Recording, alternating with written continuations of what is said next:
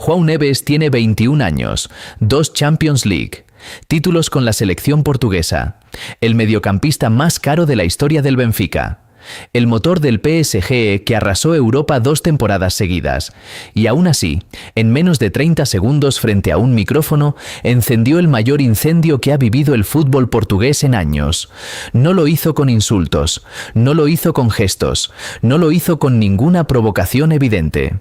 Lo hizo con una frase que, dependiendo de quién la leyera y cómo se la contaran, podía ser un elogio o una declaración de guerra. Sabemos lo que Cristiano ha hecho por nosotros, por Portugal y por el fútbol. Pero en este momento, él y nosotros sabemos que no es diferente. Es solo otro jugador que está aquí para ayudar. No es diferente a los demás. Eso fue todo.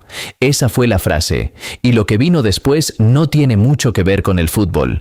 Tiene que ver con el ego, con la veneración, con lo que pasa cuando una leyenda lleva tanto tiempo siendo tratada como un dios que el día en que alguien la trata como un ser humano, el mundo entero lo vive como una traición. Para entender lo que pasó, hay que entender el contexto en el que se dijo. Y el contexto empieza antes de la frase de Neves. Empieza con un resultado que en Portugal se vivió como un golpe directo al orgullo nacional. Portugal llegó al Mundial 2026 con una de las plantillas más valiosas de su historia. João Neves, Vitinha, Bruno Fernández, Bernardo Silva, Pedro Neto, Rubén Díaz, un equipo que en papel no tenía nada que envidiarle a nadie, un equipo que durante los 2 últimos años había ganado la Liga de Naciones, había llegado a cuartos de final de la Eurocopa y que en Europa de clubes estaba representado principalmente por jugadores del PSG que acababan de ganar la Champions 2 veces seguidas. Era, según todos los análisis previos al torneo, uno de los grandes candidatos al título, una de esas selecciones que llegaban con el cartel de favorita y con la presión que eso implica, y sin embargo, en el debut del Mundial, Portugal no ganó, empató a 1 contra la República Democrática del Congo, un equipo africano que llegaba sin presión, sin nombre conocido y sin nada que perder, un equipo que salió a defenderse, a correr, a presionar y a no dejar que el juego de Portugal fluyera como se suponía que debía fluir. El resultado fue lo que fue, empate, pitos, caras largas y la búsqueda de culpables que en Portugal, cuando la selección defrauda, siempre empieza antes de que el árbitro pite el final. João Neves salió a la sala de prensa como cualquier jugador sale después de un partido difícil, sin saber que lo que iba a decir iba a darle la vuelta al mundo, sin medir cada sílaba como lo hacen los jugadores con más experiencia en los grandes torneos. El periodista le preguntó por Cristiano, por su rol en el equipo, por cómo encajaba el histórico capitán en este Portugal nuevo, joven y brillante. Y Neves respondió con honestidad, con la naturalidad de quien no cree que necesite medir cada palabra, porque no está diciendo nada ofensivo. El problema fue lo que pasó después. Los medios tomaron la segunda parte de la respuesta y cortaron el resto. Sacaron de contexto la frase sobre que Cristiano no es diferente a los demás y la presentaron sin lo que venía antes. El reconocimiento de todo lo que había hecho, la gratitud, el respeto explícito. Con el contexto completo, la frase de Neves decía algo muy específico, que Cristiano es un miembro más del colectivo, que no existe un trato especial, que Portugal no gira en torno a un jugador en particular, sino que funciona como un equipo donde cada uno aporta desde su posición. Eso no es un insulto, eso es una descripción del modelo de juego de Roberto Martínez, pero el Internet no lee contextos, el Internet lee titulares, y el titular fue devastador. Lo que vino después fue una avalancha que muy pocos habían visto venir. Más de 200.000 comentarios en la publicación de Neves en Instagram en pocas horas. La inmensa mayoría atacando al jugador, insultándolo, comparándolo desfavorablemente con todo lo que Cristiano representó para el fútbol portugués durante 2 décadas. Una tormenta de odio que no discriminaba ni medía, que simplemente buscaba un objetivo y lo encontró. La novia de Neves, Madalena Aragao, tuvo que desactivar los comentarios de su perfil de Instagram porque la presión llegó hasta ella, que no había dicho absolutamente nada. Eso es lo que hace el fanatismo cuando se convierte en masa. No distingue entre quién habló y quién estaba cerca de quien habló. Bruno Fernández quedó salpicado también. Le vieron un me gusta en la publicación de su compañero tras el partido. Lo acusaron de no pasarle el balón a Cristiano durante el partido. Alguien recordó que en un tiro libre directo había chutado él en lugar de dejarle el balón al capitán. En menos de 24 horas, dos de los líderes del vestuario portugués aparecían señalados como los cabecillas de una supuesta rebelión contra Cristiano Ronaldo. Y entonces entró la hermana. Katia Aveiro, que acumula más de 1,5 millones de seguidores en sus redes, salió a publicar un comentario con una ironía afilada. Dijo que mágicamente los jugadores portugueses habían olvidado recuperar balones, ganar duelos y hacer contraataques, que el juego solo iba hacia atrás, que le parecía muy extraño. Con eso, la guerra quedó formalmente declarada. Ya no era una tormenta de redes que se apagaría sola. Era un conflicto con frentes abiertos, pero la realidad del partido era otra. Y vale la pena contarla con honestidad antes de seguir. El Congo salió a defender con 5 defensas y una línea media muy compacta. Cerraron las líneas, aislaron a Cristiano del juego, le impidieron recibir balones cómodos en posición, con tiempo para pensar y girar. Y eso no es un plan contra Cristiano específicamente. Es el plan que cualquier equipo inferior usa cuando juega contra un favorito. Identificar al jugador más peligroso del rival y quitarle el espacio y el tiempo. Lo hace cualquier equipo que llega a un torneo grande sin ser candidato y quiere sobrevivir el mayor tiempo posible. El problema de fondo es que Cristiano ya no es el tipo de delantero que puede sortear ese plan por sí solo. Ya no es el extremo explosivo que en su época del Manchester United o del Real Madrid se inventaba el espacio donde no existía. Es un rematador, un definidor de área, el hombre que necesita que el equipo le genere las ocasiones, que le sirvan el balón en las condiciones exactas donde él es letal, y cuando el equipo no puede hacer eso, porque el rival lo impide con un planteamiento defensivo sólido, Cristiano desaparece del partido. Messi funciona de otra manera.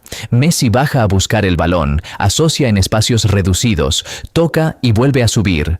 Participa en la construcción del juego incluso cuando el rival lo marca de cerca. Por eso en Argentina siempre encuentra la pelota aunque el rival también cierre los espacios, porque él mismo va a buscarla en zonas donde el rival no espera encontrarlo. Esa diferencia de perfil entre los dos grandes de su generación es real y objetiva. No es una opinión ni una comparación malintencionada.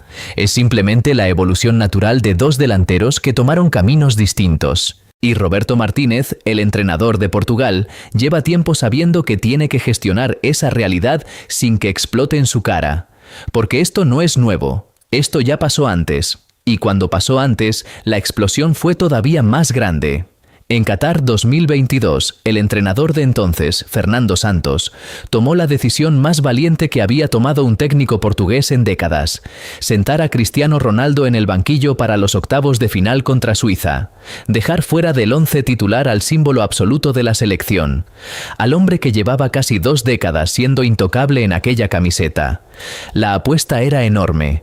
El riesgo también. Si Portugal perdía, Santos habría tomado la peor decisión de su carrera en el peor momento posible.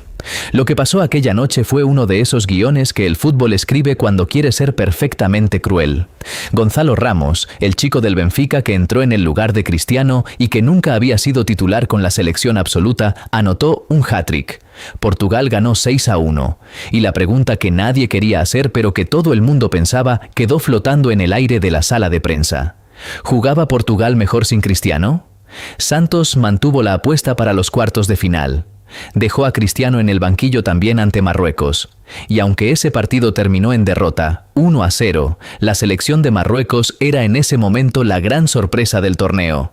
Lo que Santos había demostrado era que el equipo no se caía sin su estrella. Lo que quedó de ese mundial, más allá del resultado deportivo, fueron las imágenes. Cristiano abandonando el campo lento y cargado de rabia cuando lo sustituyeron en la fase de grupos contra Corea del Sur. Gestos hacia el banquillo. La cara de alguien que no puede creer que lo estén sacando. Esa imagen específica, la del mejor goleador de la historia peleándose visualmente con su propio entrenador por una sustitución, dio 2 veces la vuelta al mundo. Y luego estaba el video del vestuario. Un clip de apenas unos segundos donde se veía a Cristiano tendiendo la mano a Bruno Fernández y a Bruno tardando unos segundos de más en responderle. Sin calidez, sin el gesto natural de dos compañeros que se saludan, con una frialdad que las cámaras captaron y que las redes convirtieron en el símbolo perfecto de un vestuario fracturado. Pero ese video tenía un contexto que muy poca gente leyó completo. Días antes del Mundial, Cristiano había dado la entrevista más explosiva de su carrera al periodista británico Piers Morgan. Una conversación en la que Cristiano arremetió contra prácticamente todo el Manchester United, contra el entrenador Ten Hag, al que dijo que no respetaba, contra la directiva, contra el estado de las instalaciones, contra la falta de apoyo que sentía del club. Y lo que más resonó no fue la parte futbolística, sino algo mucho más íntimo y personal. Cristiano habló de la muerte de su hijo recién nacido. Y dijo que cuando eso ocurrió, el Liverpool le dedicó un emotivo minuto de aplausos en pleno partido. Mientras que en su propio club, según él, nunca sintió el cariño ni el apoyo humano que esperaba en el peor momento de su vida. Aquello ya no iba de tácticas ni de minutos en el campo. Era un hombre profundamente dolido quemando el último puente que le quedaba con la institución. Y Bruno Fernández estaba en ese Manchester United. Era compañero de Cristiano en el club que acababa de ser destruido públicamente por el propio capitán de Portugal. La frialdad en el vestuario no era caprichosa. Tenía razones, tenía contexto, pero el Internet no lee contextos, nunca los lee. Ahora en 2026, el escenario ha cambiado en la superficie, pero la tensión de fondo sigue siendo exactamente la misma. Solo que con un giro que lo hace todavía más incómodo para todos los implicados. En Qatar, el que tomó la decisión de apartar a Cristiano fue el entrenador. Fernando Santos cargó con el peso de esa decisión, la defendió en público, absorbió las críticas y finalmente pagó el precio cuando Portugal quedó eliminado. A un entrenador se le puede destituir, se le puede culpar, existe precisamente para tomar esas decisiones y cargar con las consecuencias. En 2026, la pregunta sobre si Portugal es mejor sin Cristiano como eje central ya no la está haciendo el entrenador, la está haciendo el vestuario. Y eso es completamente diferente. A un entrenador se le puede echar, a tus compañeros de equipo no. Cuando un chico de 21 años dice en una sala de prensa que el capitán histórico de la selección es un jugador más, sin privilegios especiales, sin un trato diferente, está diciendo en voz alta algo que probablemente muchos piensan pero que nadie más se ha atrevido a articular públicamente. Y eso cambia todo. Pero, ¿quién es João Neves para decir eso? Porque esa es la pregunta que define el peso real de sus palabras. João Pedro Gonçalves Neves nació el 27 de septiembre de 2004 en Tavira, una ciudad pequeña del Algarve en el sur de Portugal.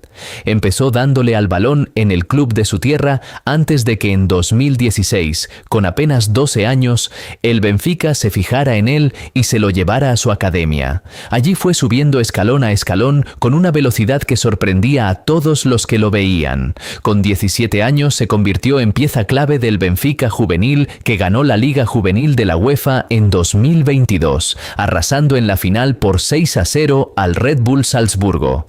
Y ese mismo año debutó con el primer equipo, ganándose un sitio en el 11 a una velocidad que nadie esperaba. Su ascenso fue tan vertiginoso que cuesta creerlo. Debutó con la selección absoluta de Portugal en octubre de 2023. Jugó la Eurocopa de 2024, siendo prácticamente un adolescente rodeado de veteranos.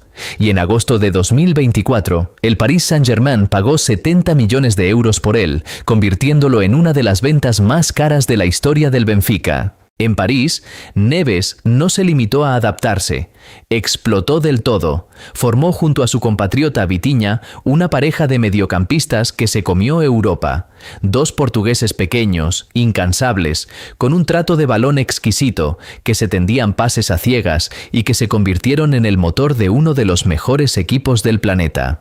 Con el PSG ganó 2 Champions League consecutivas, Ligas de Francia, Copas y la Supercopa de Europa.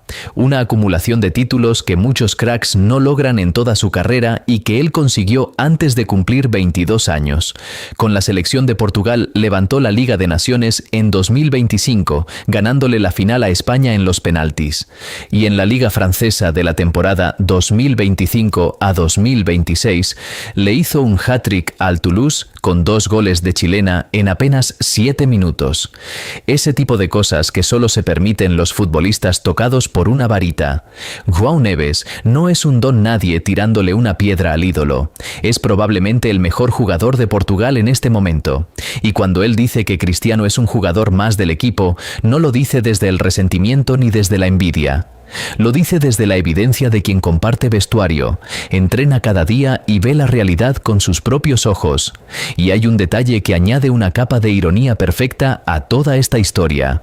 João Neves y Cristiano Ronaldo comparten representante. Jorge Méndez, el superagente que durante 20 años construyó la carrera de Cristiano, que negoció cada uno de sus traspasos históricos, que lo llevó de Manchester United al Real Madrid en 2009, que lo acompañó a la Juventus y después a la vuelta al United, ese mismo hombre es quien ahora gestiona la carrera de Neves. El chico que dijo que Cristiano es un jugador más está en manos del mismo agente que durante 2 décadas lo trató como si fuera el único jugador del mundo que importaba. Eso no es solo una ironía, es un símbolo perfecto del cambio generacional que está ocurriendo dentro del propio ecosistema del fútbol portugués. Lo que está pasando en Portugal en este mundial no es una crisis fabricada por las redes sociales, ni un drama inventado por periodistas que buscan clics.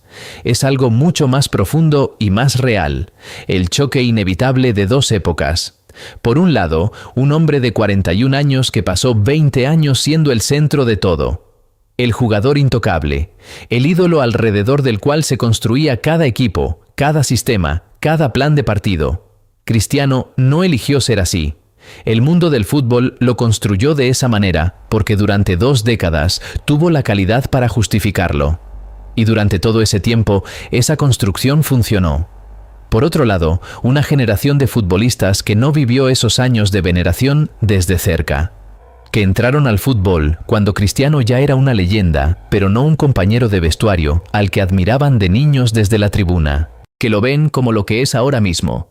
Un delantero de 41 años con un físico todavía notable para su edad, capaz de marcar goles, pero que ya no puede cargar él solo con la selección nacional en un mundial. No es que no lo respeten, lo respetan. Lo dicen explícitamente cada vez que les preguntan. El problema es que ya no lo veneran. Y Cristiano pasó 2 décadas acostumbrándose a la veneración como si fuera el estado natural de las cosas. Roberto Martínez lo ha reconocido en alguna entrevista, con la diplomacia que exige su cargo pero con una honestidad que resultó reveladora. Admitió que gestionar a Cristiano no es puramente una decisión futbolística, que hay una dimensión simbólica, emocional y mediática que pesa tanto como cualquier análisis táctico. Y tiene razón, porque sacar a Cristiano del 11 o reducir su protagonismo dentro del sistema no es solo una decisión técnica, es una declaración. Es decirle a un hombre que fue el mejor del mundo durante 20 años que el mundo ha seguido girando sin él, que el equipo puede existir y puede ganar sin que todo gire a su alrededor. Eso duele. Duele aunque sea verdad.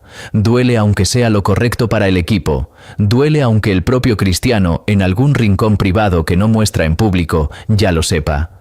La comparación con Argentina y con Messi es inevitable porque los aficionados de Cristiano la hacen constantemente. Argumentan que Portugal debería jugar para Cristiano como Argentina juega para Messi. Que debería construirse el sistema entero alrededor de él como si fuera el único jugador que importa.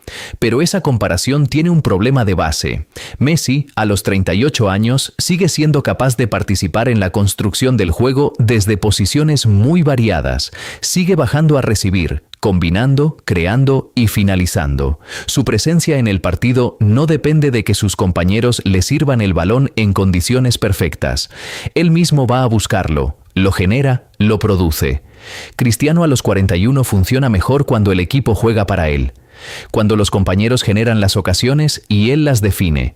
Ese modelo requiere que todo el sistema se construya con él como destino final de cada jugada ofensiva. 2 modelos distintos, 2 perfiles distintos y un entrenador, Martínez, que tiene que decidir cuál de los 2 sirve mejor al Portugal que tiene que ganar este mundial. João Neves no quería incendiar nada.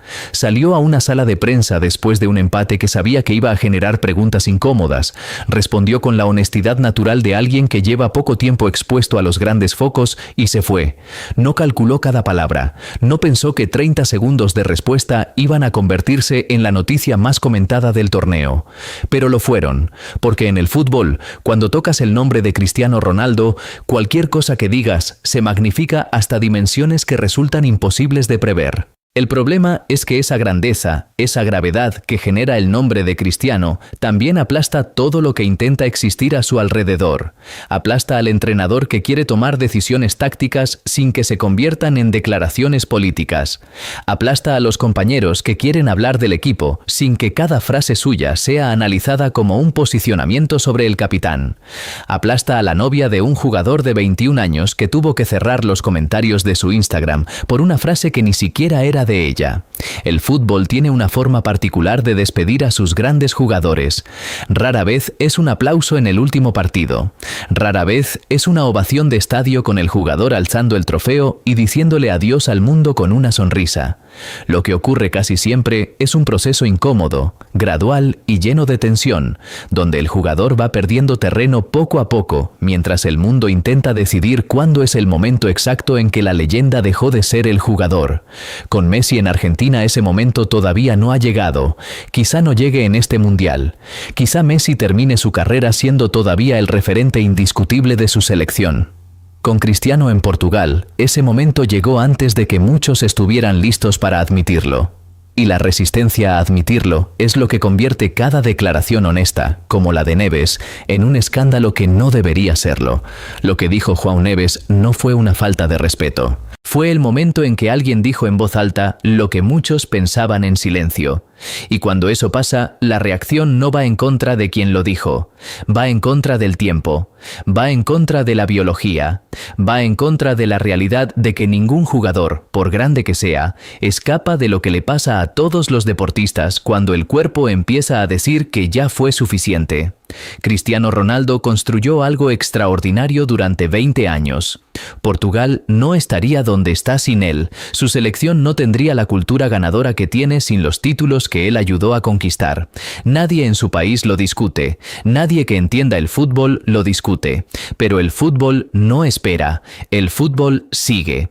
Y el equipo que quizá más lo necesitaba para existir en el imaginario mundial ya no lo necesita de la misma manera. Eso no es una traición. No es una conspiración, no es envidia de unos compañeros que no valoran lo que tienen al lado. Es el único final posible para cualquier historia que dure el tiempo suficiente, y el momento en que una leyenda deja de ser imprescindible no la hace menos grande, la hace más humana.